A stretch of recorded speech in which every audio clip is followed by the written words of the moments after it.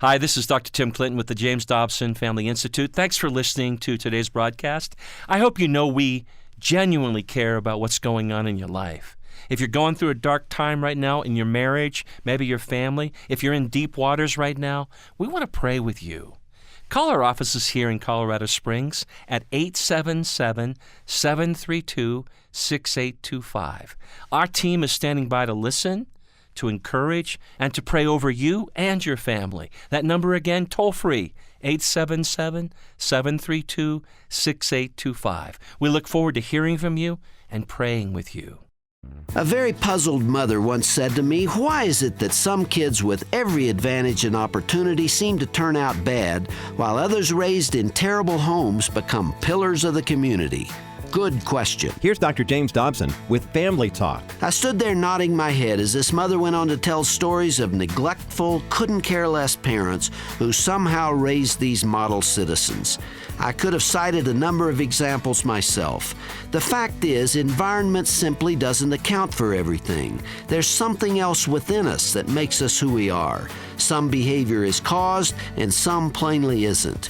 Remember that the same boiling water that softens the carrot also hardens the egg.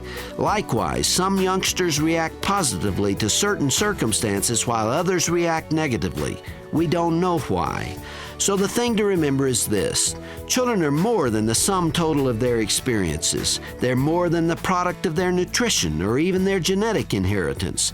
They are certainly more than their parents' influence. They are uniquely crafted individuals, capable of independent and rational thought that's not attributable to any source. That's what makes them human. And that's also what makes the task of parenting so challenging, but also so rewarding. We don't need to take all the blame, but neither should we take the full credit. To find out how you can partner with Family Talk, go to drjamesdobson.org. Today on Family Talk. Hello, everyone. This is Family Talk, the radio broadcasting division of the James Dobson Family Institute. I'm your host, as always, Dr. James Dobson. I want you to hear a short clip, a recording, that will kind of tell you where we're going today. My parents said, "Do anything you want, Carolyn, we don't care." And I knew it, and I did it. So I wouldn't go to school for weeks. I had nothing to live for. I had nothing. Nobody believed in me. Nobody cared. And I guess I didn't care either.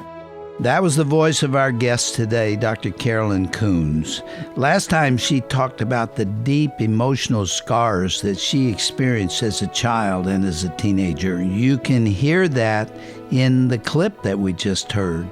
And that she very well may be working through those feelings of rejection now that were brought on by her distant parents. In a few moments, we're going to hear the balance of the presentation that we heard yesterday as she described her heartbreaking testimony and why she felt like that she had nothing to live for. Before we hear the rest of her story, let me reintroduce you to Dr. Carolyn Koons, if you haven't heard her before. She's a very well-known speaker and a popular author. She currently serves as president of Life Bridge Ministries International, and she's an executive director of a missionary outreach organization in Mexico. Dr. Koons was also a celebrated faculty member at Azusa Pacific University for more than 50 years. She's an amazing, godly woman with a great testimony of God's redeeming power. With that, here on Family Talk is our guest, Dr. Carolyn Koons.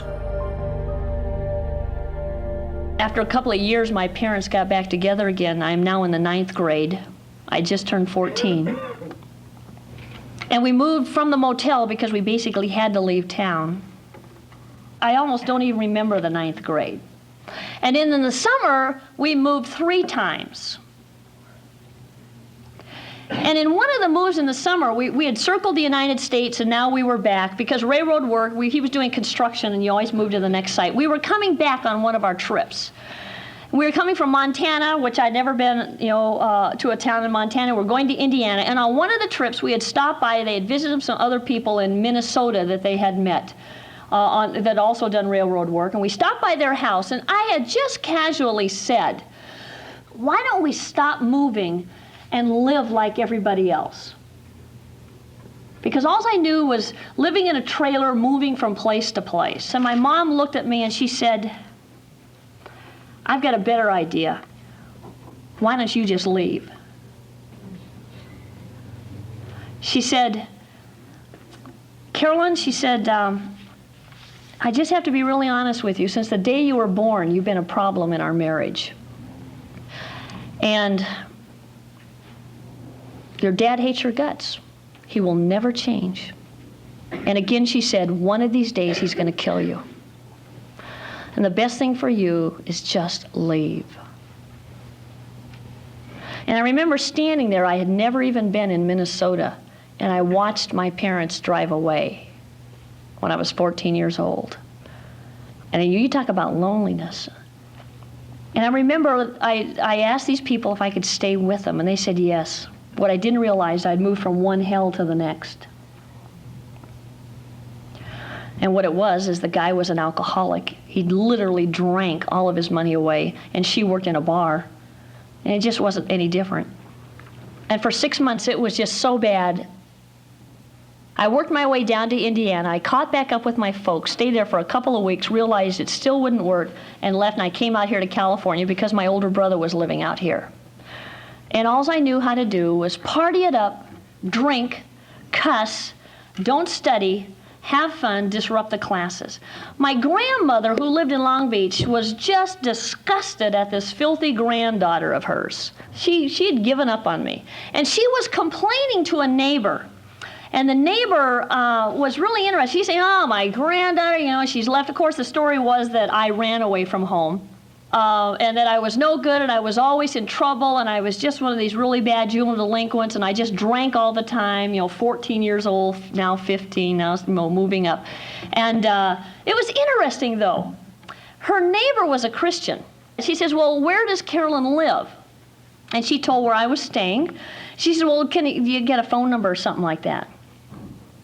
Tuesday, I get a call from a lady named Jean Fonner, who tells me she is from Bethany Baptist Church in Long Beach and that she was talking to my grandmother.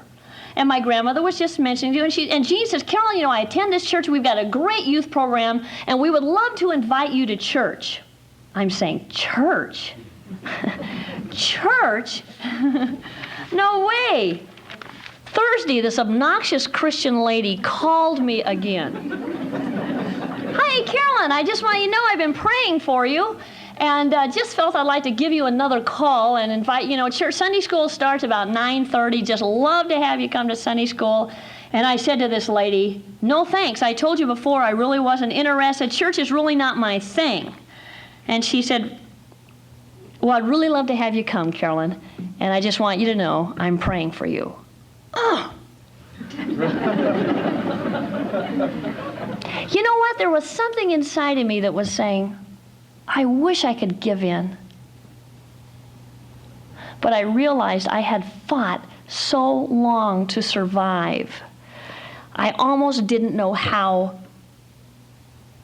to give in. Have you ever had that?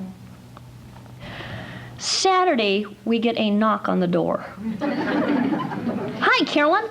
I just happened to be in the area. She lived 8 miles the other direction. Just happened to be in the area. And I just wanted to share with you, just want to let you know that I wanted to meet you and spend a little time, so I invited her in, and she sat down. Very nice lady. And I thought, the only way I'm going to get this lady off my back is to tell her I'll come. Now, of course, I wasn't going to come, but I was going to get her out of the house.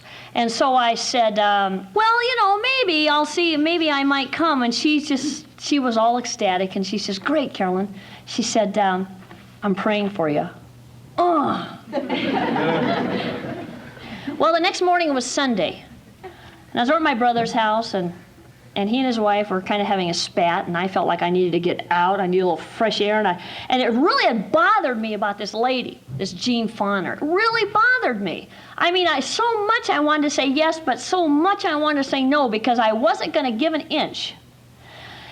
And I started walking just to get out of the house, and walked, and I walked, and I walked, and I walked, and I walked 4 miles to the church. And I remember standing across the street, and I saw the Sunday school classrooms, and I says, well, that looks like where the Sunday school class is. And these kids really looked neat. They looked like they were having a good time. I thought, oh, I don't know. You know, I didn't want to go, but my legs kept moving. And I walked over there, and anyway, there was this good-looking guy out front, and he had blonde hair, and I mean, he was a knockout. And I walked out, and he says, hi, my name's Skip. And I says, hi, my name's Carolyn Koons. He said, Carolyn? He said, it was my mother that was at your house yesterday. Come on in. Wrong. He walked me into the Sunday school class, and he walked me right up to the second row in the middle, introduced me to everyone. You know, I sort of had this feeling they knew I was coming. I walked into the second row, and they just kind of all surrounded me. I mean, I couldn't get up if I wanted to. And so I sat there, and I looked up, and I sat there, and I listened to this Sunday school teacher. His name happens to be Wes Hardy. He directs adult camps up at Forest Home now. And he sat there, and he started telling me about Jesus, and he was so excited, and he related messages, and he started talking about Jesus loved us, and he started relating some stuff, and I says, hey, this is good stuff. But boy, do I feel uncomfortable in this place. And the Sunday school class was over, and so I got up and I started to walk out, and the kids literally surrounded me. They would not let me out. And they says, Carolyn, come on to church with us. And before I knew what happened, the whole group, a gang of them, walked me into church and sat me down in the second row in the middle. You know, I don't know too many young people, youth groups that do this today. And then of all things, at the end of the service, they have you stand up, and if you want to come forward and accept the Lord. I stood there, and they started singing this song, and my heart was going, boom, boom, boom, boom, boom. And I says, if I kept cruising around, I looked for the nearest door. I said, I just held on. I said, you're not moving, Koons. You know, hold on. It's almost over. The last verse is almost over. And as soon as that thing was over, that last song, I made a beeline toward that back door of that church as fast as I could. The young people said, Carolyn, come on back tonight. Youth group is at 6 o'clock. We'd love to have you. I says, I'm not coming back. I'm never coming back. I said, this is not my thing. That night, about 5 o'clock, the youth director pulled up in front of the house. Knocked on the door. His name is Louis Files. He's one of my best friends today. Hey, Carolyn, I just happened to be driving by. I found out later he lived literally 5 miles the other side of the church, and I was 4 miles that way, and he was not driving by. He didn't happen to be just driving by. Hey, I tell you what, come on, get in the car. I'll take you to church, bring you back after youth meeting. I went. There was something in me there was something in me that kept fighting. Yes, I want it. No, I don't. I can't give up. I've got to control my destiny. I've got to take care of myself. I want to be good so bad. I went. I walked out again saying I'll never come back. I did that for 3 weeks. The third week I stood up there, and there stood up there an evangelist. And they were starting Spiritual Emphasis Week. And the evangelist gave an invitation for us to come forward and accept Jesus Christ. And I remember sitting there saying, if I don't do it now, I will never do it. And I stood up and I walked forward and I gave my life to Christ. I asked the Lord to come into my life. You know what happened? I am not exaggerating. That moment. My life, that all the energy and all of everything I had, I was just energy, and all the energy was destructive. It was like God said, okay, Carolyn, and it went that way. It was like I was a new person. I had somebody that believed in me, and his name was Jesus. Somebody loved me. Somebody cared. All of a sudden, for the first time in my life, I had purpose. I really had purpose. And it was like saying, oh, isn't it great? You know what I began to realize, though? So much of my past was still with me. So much of my past, it was there. Everything I remembered. And I began to realize I had to deal with it. Becoming a Christian didn't erase my past. Becoming a Christian allowed me to deal with my past. It allowed me to look at it and know that there were solutions. It allowed me to remember situations. It allowed me to deal with it. And so every time I came up with something with my past, I kept trying to deal with it. And I mean, I really had some things that I had to deal with in my life. And I thought it was very interesting. It was only 5 years ago today that I received a phone call. And it was the switchboard operator. She said, Carolyn, she said, I had a very strange phone call. She said, a man on the phone said, does Carolyn Koons still work here? She said, yes. And he says, well, you tell her this is her dad, and I'm coming for her, and this is the last time. Tell her to be ready. I knew what that meant. My dad, even here I was, a Christian for almost 20 years. And my dad, 5 years ago, came after me with a gun. I hung up the phone. I left the campus. I was working at Glenkirk Presbyterian part-time. I went in, I sat in the office, and I said to myself, 35 years old, why am I still dealing with my past? I am a Christian. Why is my past still haunting me? And I sat there and I made great plans. I was going to leave. I knew some people that had a cabin in Big Bear. I was going to go hide out for a couple of days, and then I was going to notify the police and find out what happened. And I sat there, and Walter Ray, the pastor, walked in, and for the first time I shared a little bit about my past.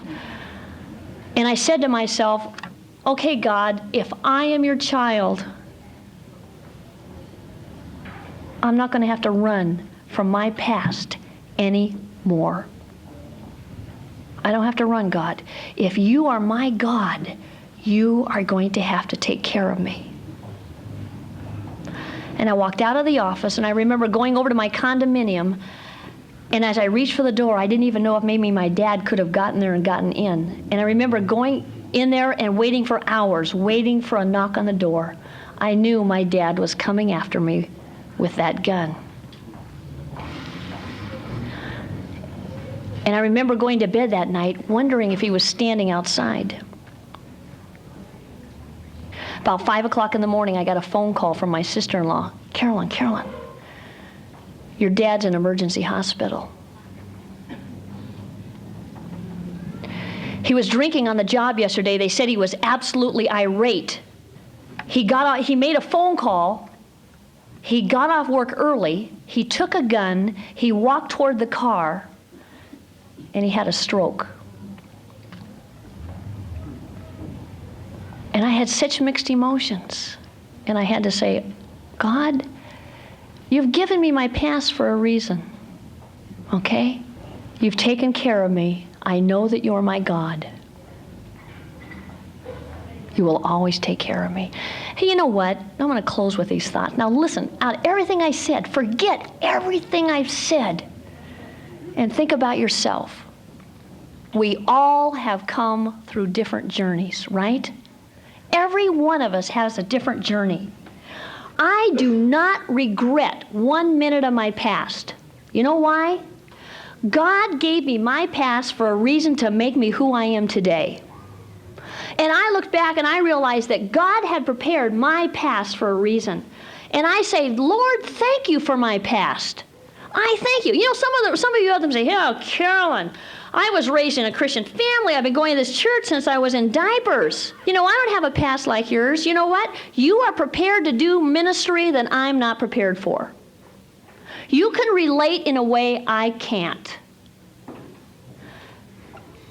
We've got to be very careful to realize that every one of us is on a specific journey. All the pain, all the blessings, all the joys that you have been on has made you the unique person that you are today. You are a unique person. And you have a choice. You have a choice right now to say about your past. Your past can either make you or break you, and it's your choice. Your past can either be the most powerful thing that has made you to be the person you are, or it can break you and say, oh, but you don't know what I've been through. Oh, and we have a tendency to keep reaching back into the past and pulling it with us. Let me just bring this little bag of tricks with me. Let me bring this along with you. So if I just by chance do something wrong, I can say, ho, but look what I've got here. But what we have to be careful with is, are we bringing our past with us as an excuse for our present behavior?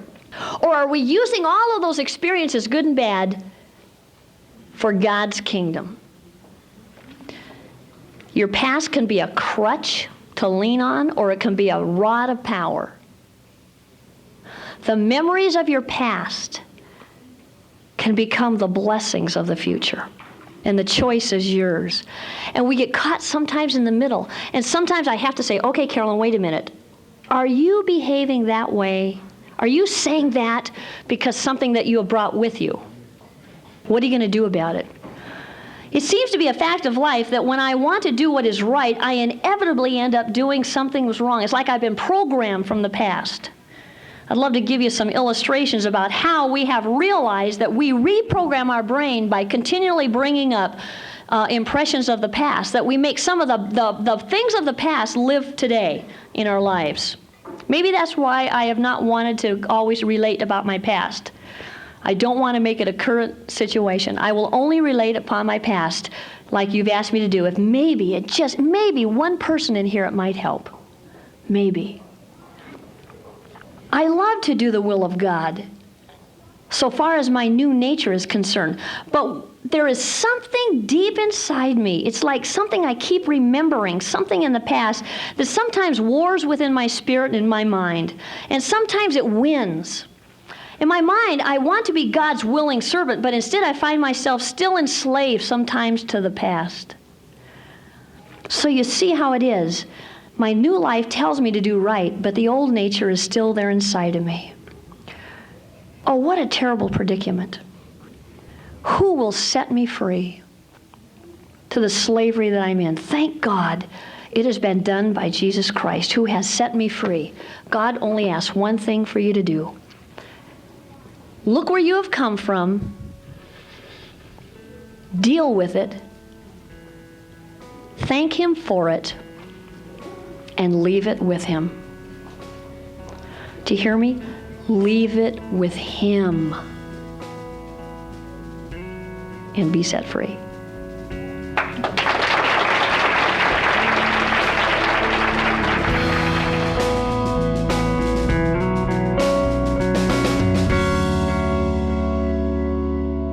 I'm Roger Marsh, and what powerful words to end this Friday edition of Dr. James Dobson's Family Talk. Our guest these past 2 days has been Dr. Carolyn Koons. I pray that her story moved you like it did all of us. Learn more about Dr. Koons' ministry and her many popular books by going to drjamesdobson.org. That's drjamesdobson.org, and then click onto today's broadcast page.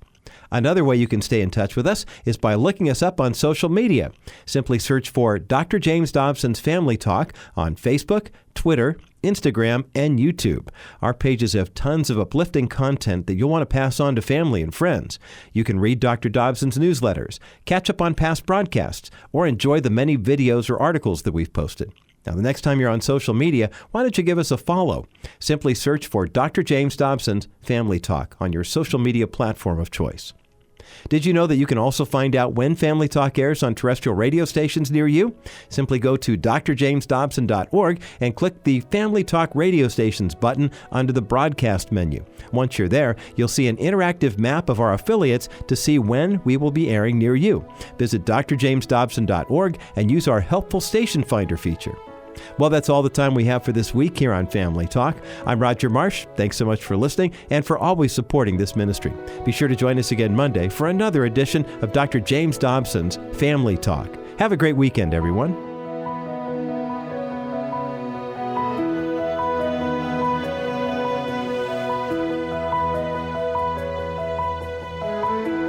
This has been a presentation of the Dr. James Dobson Family Institute.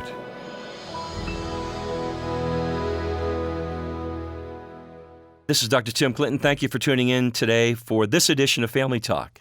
Every day we strive to bring you programs that will help strengthen your family, and to do this, we need your help. We need your prayers, And we also need your financial contributions. You know that Dr. Dobson has been fighting for the family for over 40 years now, and he's not about to stop, believe you me.